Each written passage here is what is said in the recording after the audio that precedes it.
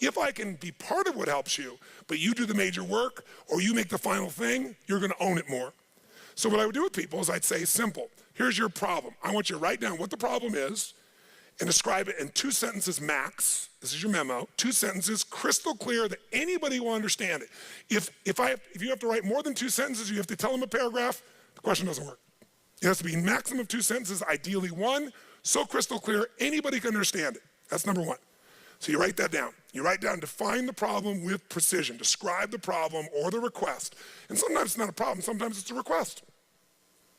Can we turn the air conditioning up? Can we turn it down? Can we have lunch at whatever time? Can we do this? Can we do that? Whatever the request may be.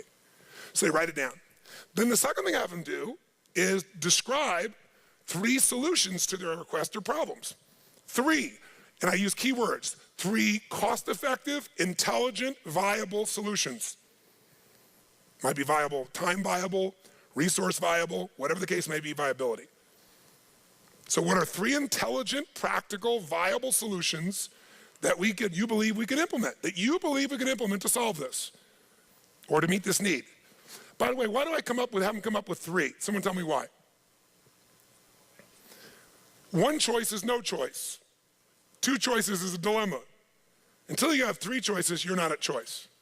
That's my rule in life. You may not like all the choices. Whenever you think you have 1 choice is no choice. If you got 2, you're in a dilemma. There's always at least 3 choices. Plus, I'm making that person become a problem solver. If I solve the problem, they'll just have a new problem for me to solve. But if I can teach them to be a problem solver, the game changes. How many follow? Now, sometimes this is less efficient, but with a mass audience, it was very efficient.